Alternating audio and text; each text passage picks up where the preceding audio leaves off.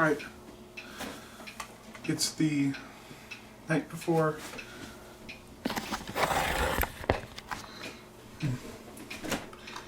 It's the night before Christmas, and I have just watched Spider-Man Homecoming.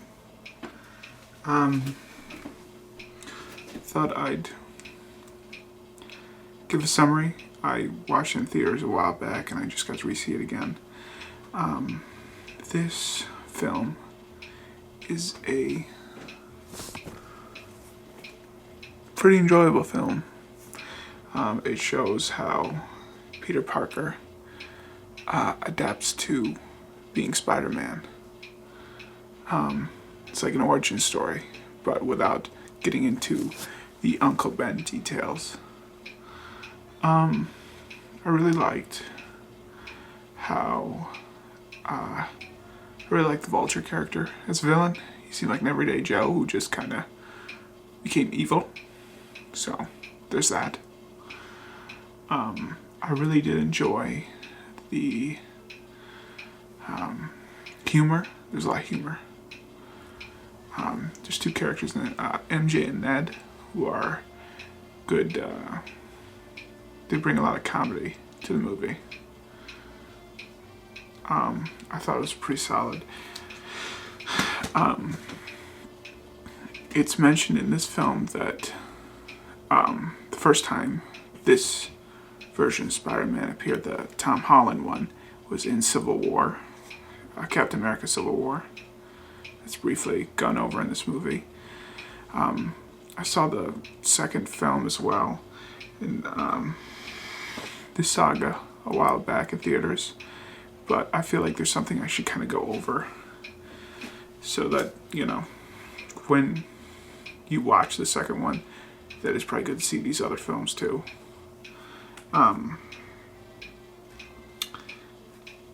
It's Infinity War Part 1 and Endgame are the key ones to see, because it explains the disappearance of people and why Tony Stark isn't in the next one. Though this one is very filled with Tony Stark trying to guide Peter Parker in a Tony Stark kind of way, which is him kind of keeping track of Spider-Man in the distance. So I thought it was a good kind of character arc deal. Though where the character arc really pays off is in Infinity War Part 1 and Endgame, where you get to see Peter Parker and Iron Man's relationship finally get to, like, they can actually hug. Like in this film, they can't because, haven't got there yet. But by Endgame, they actually do that. But Tony Stark dies, and there's a period of time where people they just poofed, vanished, they were gone for 5 years. And it makes Tony Stark sacrificing himself and snapping everybody back. They're back, but it's 5 years later. So those are the key aspects to go over. And I feel like that's one problem I do see with this new Spider-Man series is, like, if you were to watch, the first movie and then go on to the second one, you'd be like, wait, what? What's all this? Like, there's some stuff in there that makes you go, huh? Because each movie is woven into, like, several other films, and they're good. But I do think, what I liked about Andrew Garfield's and Tobey Maguire's films is that they were all, each movie was connected within the next movie. Like Tobey Maguire series, each Spider-Man movie led to the next Spider-Man movie directly.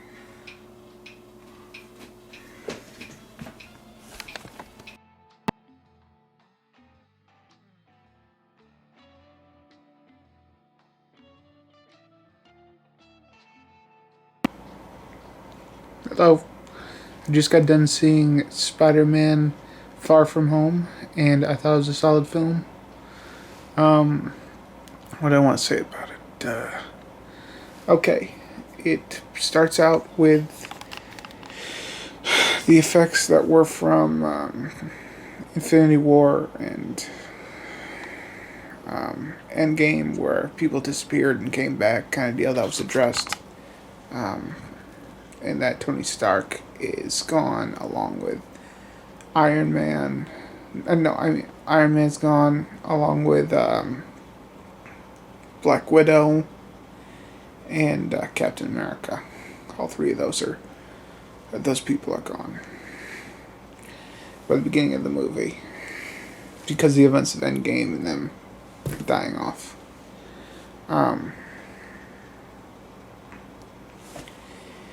I really found it interesting, the whole romantic focus between Peter Parker now.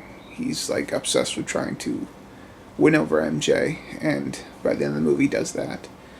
And also there's a nice romance that occurs with Ned and the girl who does like the news for the school. Thought that was interesting. What I really liked was the character of Mysterio. I liked his ruse, where it basically starts out looking like a hero, but he only pretends to be the hero to get Peter to turn over his glasses so that he can take control over drones. And once he has control over the drones, he creates chaos that destroys a lot. And by the end, Peter takes him down and saves the day. And Mysterio dies. But with that, he ends up revealing that Peter Parker is Spider-Man, which is like, ooh, which will lead into No Way Home. But I'd also like to mention that the character of Happy, who's in he's in the Iron Man movies, a lot of those ones. He has romance with Peter Parker's aunt, May. So, just thought I'd mention that. Yeah, I thought that Far From Home was a really solid film. I really liked Homecoming, Far From Home. Very solid films. I just got done with seeing Spider-Man No Way Home, and I would like to give my initial reactions and what I really think of the movie. Like, right off the top of my head after seeing it. I've been waiting all week for it, really. It came out in theaters in my area around 16th. It's kind of different, depends on where you live and stuff, but like 16th here, and I went on the 19th, Sunday, to see it. And there was a nice crowd and stuff. I've seen the Tom Holland Spider-Man Trilogy all in theaters. Like the Homecoming one after I exited college, I saw that one. And I remember seeing Far From Home because I was like, okay, I'd like to see where this goes. Thought that was good. I thought those two movies were good. But honestly, this movie's a payoff movie for anybody who really likes Spider-Man movies. And it ties up a lot of loose ends. Most loose ends. Not all of them. In fact, it makes a new one. Okay, let me start with the beginning of the story. Okay? So, Spider-Man has been pretty much revealed as Peter Parker at this point, and he's just trying to get things the way that they used to be.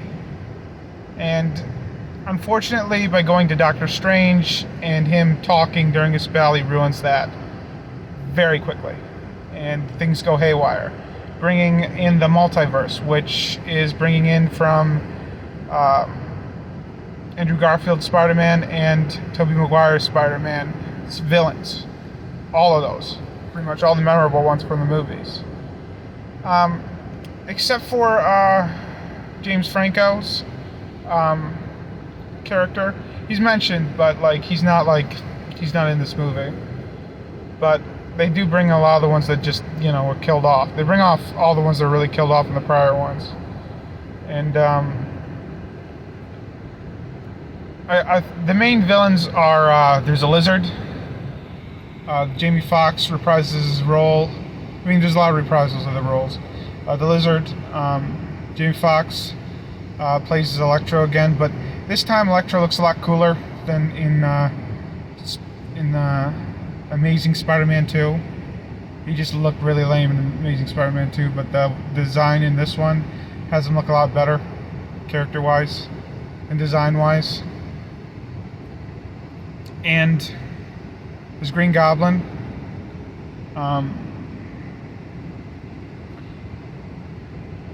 Doc Ock.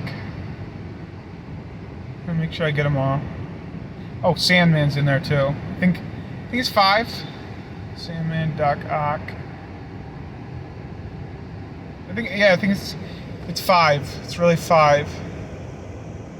Yeah, it's 5 villains that were brought back and stuff like that. I really enjoyed their performances. Thought it was really good.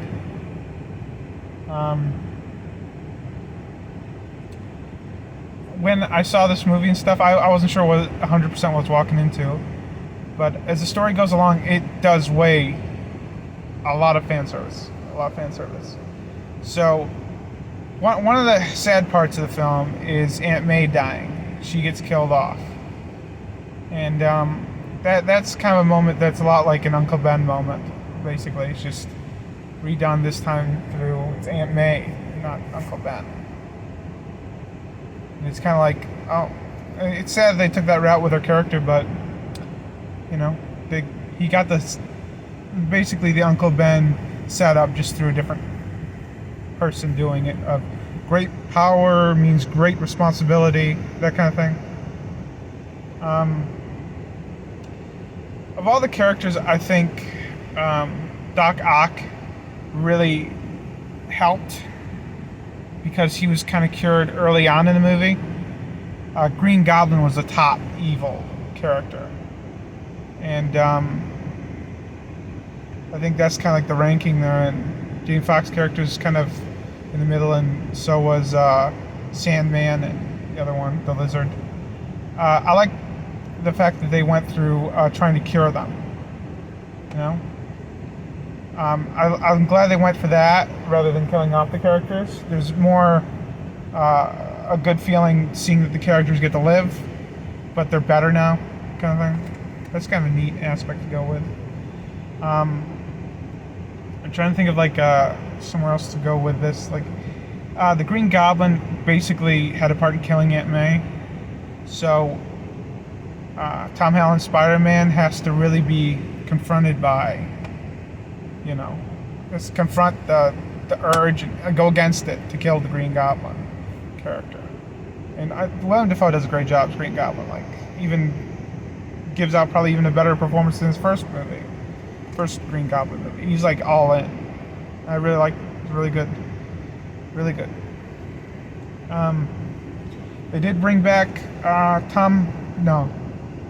Tobey Maguire and Andrew Garfield's Spider-Man. I really like the fact they did that, and I don't think it hindered the movie. It added to how great the movie was getting and stuff. I really enjoyed bringing them in and stuff.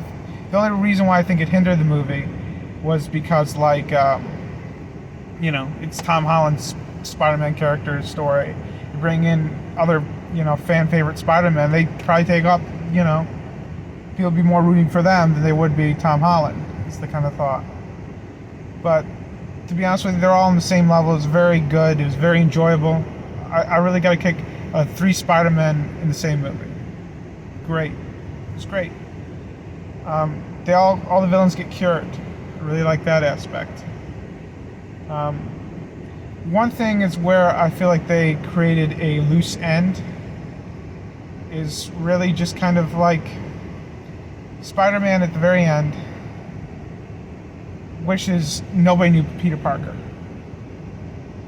And so his connection with MJ, his romance with MJ that had been building up since, in my opinion, the second film. The first one, they seem like friends. Second one, all of a sudden, there's this love romance thing. The third one just kind of ends that at the very end of the movie. Just kind of like, now they don't know him, so Peter Parker can walk anywhere, and they don't know he's Spider-Man. So, but it saves his friends from being axed like in the beginning of the movie, where the friends are in trouble, and that's because they knew his secret. So it's best they didn't. And I like what they did with that, but at the same time, it's like, wouldn't it be better that you wish nobody knew Spider-Man? But then again, I don't know. It just kind of does Tom Holland Spider-Man a little dirty there with making Peter Parker just kind of that guy who loses his friends, family. But then again, with great power comes great responsibility, so he takes a high road in a way.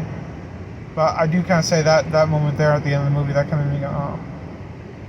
But I really did like the film. I really did. Daredevil makes a cameo. I remember seeing the first season of the Daredevil show. I thought it was okay. I also saw that at the very end credits, there's like a post-credit scene where you see Venom, Tom Hardy's Venom, and he'd been brought over to Tom Holland's character's universe and stuff, and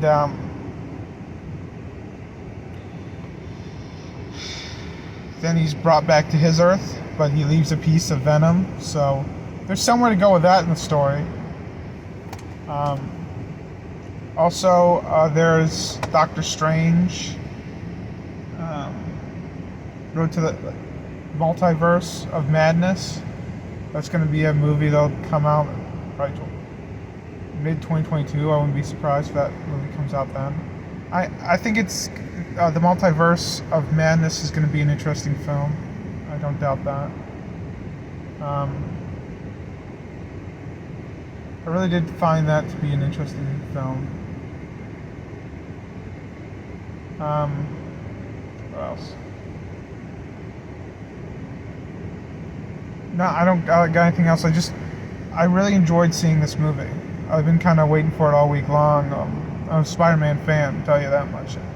This, honestly, I feels like the best Spider-Man movie I've seen of all the Spider-Man films that I've seen personally. Kind of reminds me of Spider-Man Into the Multiverse, with how it deals with multiple Spider characters. But it's not as diverse as that movie gets into. Like, you got a pig one, you got a detective one, and that one you got multiple characters in there. You got a female Spider-Man in that animated film. I thought that was good. Kind of reminded me a little bit of that movie.